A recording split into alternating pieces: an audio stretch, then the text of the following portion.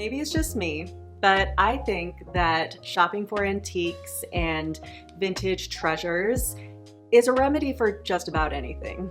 If you're feeling down, go antiquing. If you're bored, go antiquing. If you find yourself in a perpetual state of low-grade panic because the world is on fire, go antiquing. A vintage store is just a wonderful place to escape when everything around you is feeling black and white and sepia and you just want a little color and fun. So in this video, I'm taking you over the rainbow with me and into a magical vintage mall here in Seattle. And maybe together we can shake off some anxiety and get some decor ideas and inspiration and visit a little slice of the world that doesn't feel like the apocalypse is nigh. And if you're new here, my name is Steffi and this is Hilo, and on this channel I talk about small apartment styling tips, cozy living, and the joys of living alone. So if you're into that, consider subscribing and giving this video a like. Now let's go to the Fremont Vintage Mall and see what we find. And here it is, the Fremont Vintage Mall, which really does feel like the perfect escape from a world that feels like it's getting drained of its color more and more each day. So if you're ever around, I highly recommend checking it out. Fremont is one of the coolest and cutest neighborhoods in the Emerald City of Seattle, and it's the perfect spot for the Technicolor world that is the Fremont Vintage Mall. And when you find its easy to miss entrance and head down the stairs, it feels like you're falling down into a secret magical land, greeted by an eccentric cast of characters before you reach the bottom. Hilo, I have a feeling we're not in the apartment anymore.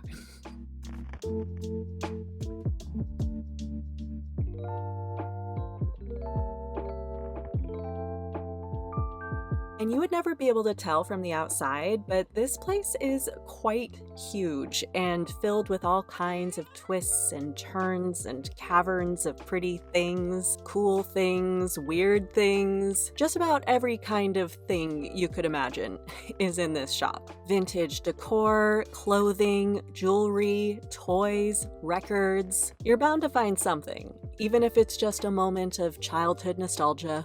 Man, please take me back to the My Little Pony days of my youth. We've all seen better days, haven't we, ponies? But we aren't here to reminisce about childhood. We're here to find decor. And right near the entrance, the very first section of the shop I encountered was filled with dark, witchy things that kind of made me feel like the store, scanned my brain, and then this section just materialized based on the witchy side of my personal taste. I couldn't believe it, really. There were mystical little trinkets, black cats and framed illusions, little oddities and whimsy goth touches. Whether you're a good witch or a bad witch or any witch in between, this stuff covered the spectrum of witchy things. You have some rose quartz and mermaids, a black skull lamp, a Medusa with covered eyes, so she unfortunately won't be turning any unsavory men to stone. And then there's this beautiful woman hanging out with her little goblin friend. All kinds of interesting magical finds, and I frankly had to exhibit a tremendous amount of self-restraint here because I could have bought this whole section. I'm just trying not to indulge in buying more knickknacks right now, you know? What I'd really like to find is decor for these spots in my apartment. Some wall art for this area next to my TV after this unsuccessful attempt. And then maybe some kind of styling situation to replace this chair. Yes, I know it's Hilo's chair and I was having a hard time getting rid of it for her sake, but you guys, this chair just doesn't go here. I bought it for my studio apartment years ago and it sticks out like a sore thumb in this space. Hilo has lots of lovely places to sit and 90% of the time it's my lap, so at some point we're gonna have to let go of this chair. And then I'd also like to figure out what I'm gonna do to make this big wall in my bedroom more visually interesting. I used to have a console table here, then a dresser, and then I moved the dresser into my walk-in closet to make more room, and ever since, I've been loving the amount of space there is now. The bedroom feels so much bigger, not having something substantial here. So the trick will be to find a way to decorate this wall without taking up much additional floor space. So that just gives you an idea of where my mind is as I work my way through this vintage shop. It'd be nice to happen upon the perfect items for any of these spots in my apartment. Anyway, back to the shop.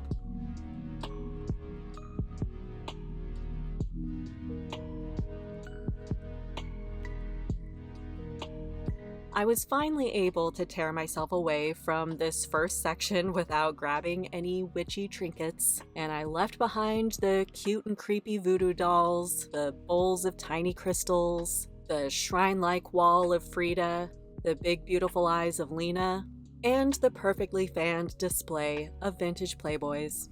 I'm telling you, the strong feminine energy in this area was palpable, but I did manage to move along in my quest to find decor for my apartment, which definitely won't involve vintage Playboys. And seeing how music is one of the central themes to my apartment decor style, along with touches of other niche fandoms of mine like One Piece and Death Note, another perfect for Steffi thing about Fremont Vintage Mall is it has tons of music and pop culture stuff everywhere. If you're a music, TV, and/or movie lover, this place is your playground. I mean, the fact that I was able to find Laura Palmer, Agent Cooper, and the Twin Peaks welcome sign as quickly as I did should be very telling. This is clearly a wonderful place for anyone who is a part of a cult fandom, and as a Twin Peaks lover myself, as well as being from Snoqualmie, Washington, where Twin Peaks is set, I really couldn't believe how easy it was to find these. Once again, it felt like the shop read my mind and made something I love materialize in front of me. But I'd say the real star of Fremont Vintage Mall is music, with Nirvana leading the charge from all fronts. Seriously, just about everywhere you look in this entire shop, you'll encounter the haunting eyes of Kurt Cobain, watching as you sift through the dusty treasures over which he presides. Man, Twin Peaks, Nirvana, what's next? Is someone gonna throw salmon over the counter? This place is unabashedly Seattle, and I love it. Also in the music vein, I found these really cool prints, which look like paint sample interpretations of various album covers. What a cool idea, distilling an album cover down to its colors. And you can make a cool gallery wall out of something like this. Just pick out your favorite albums, arrange them on a wall, and you'll end up with a stylish display that's personal to you and the music you love. You could even DIY something like this in Canva. Just find an album you love, drag the image into Canva, and use the eyedrop tool to grab some colors from the album art. And you can get creative from here on how you arrange these colors. Once complete, you can get it printed and you'll have your own custom piece of wall art. Could be a fun project. Anyway, I was blown away by the sheer vastness of the selection of music-related prints in this place. I spent a crazy amount of time flipping through these.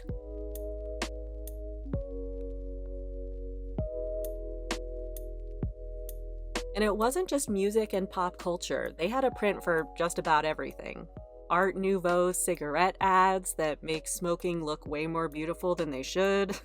Fantasy pieces like these naked mushroom girlies, bat women, and queer-coded fairies. Something about this one spoke to me, probably because it's so relatable. I'm tired too, girl. I also thought this one was beautiful, although terrifying, in my opinion. Hot take, I hate butterflies. All bugs scare the shit out of me, and butterflies are the ultimate con artists. They trick you with their colorful wings into overlooking the fact that underneath that flagrant deception is a scary, gross bug. Their wings are nothing but propaganda. Wake up, people. Anyway, this was pretty, but not for me. There were also tons of flower prints, which is more my comfort zone. This map of state flowers was cool, fun to zero in on the places I've lived. Rhododendrons of Washington, roses of New York, and poppies of California. Poppies, poppies, poppies. By this point, I realized that I had probably been flipping through prints for a solid 45 minutes straight and was feeling sleepy. If you've spent a significant time vintage shopping, you know that there's always that point when you're suddenly exhausted from hyper-focusing and being on your feet for so long and all the overstimulation. You kind of go into this sleepy, dreamlike state. Poppies, poppies, poppies indeed.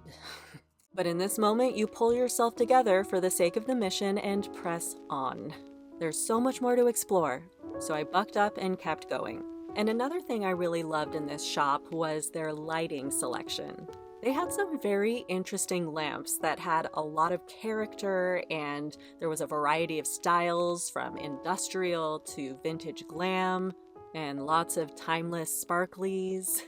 And I think my favorite piece in the store was this one, probably mainly due to the fact that I'm such a sucker for gold flowers, but also because of its 70s vibes. I honestly thought about buying this, even though I'm not really sure about doing a hanging light and dealing with the wiring. But I don't know, I was thinking maybe instead of hanging it in the center of the room, it could drop down here and be a part of this styling picture. And then the wiring could plug in behind the TV and there would be plenty of items to cover some of it.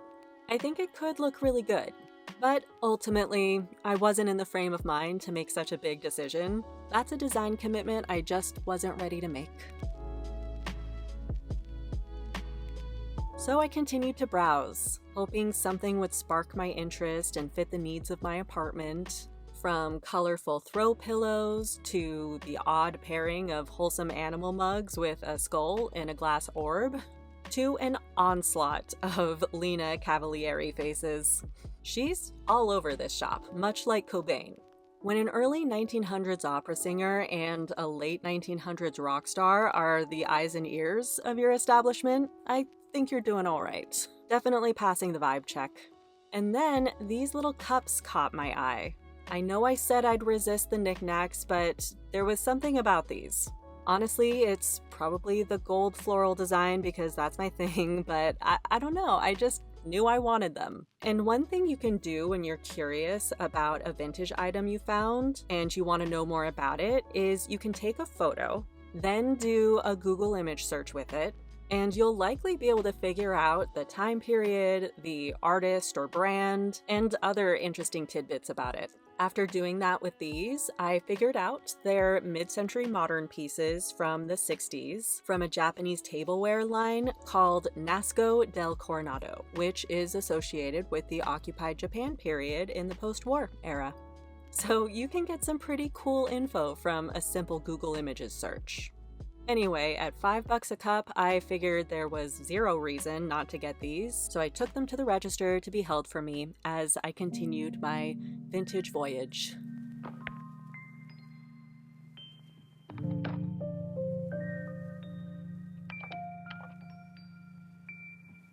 And as I took in more and more cool things, like a dragon hanging out with a mermaid, these stunning goth chainmail platforms, I mean, oh my god, how cool are these? Try clicking your heels together in these bad boys, Dorothy. Then a decorative Ouija board planchette, and some sparkly suncatchers I disassociated to for a few minutes.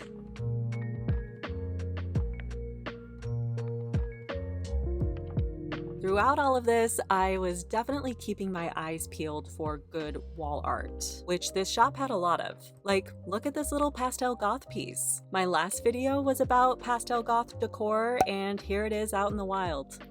And there were quite a few pieces I liked, but didn't want, you know? Just because you like something doesn't mean you want it. And I just wasn't wanting anything. Major respect to this wall dominated by cat art, though. But then I found this. I really loved this mirror. And yes, it has my go-to gold flower design, I know, but I don't want to talk about that right now. It's just such an iconic 70s and 80s style mirror, and while my mom might think it looks dated because she actually lived through the 70s and 80s, I see it as beautifully retro. And it makes me think of Ariana Danielson's decor, you know, her stunning dark boho glam style. Her space is one of my favorites, and it definitely aligns with my personal style in a lot of ways. So I don't know, I think it could possibly go here. That could be so pretty, but I wasn't quite sure. What do you think?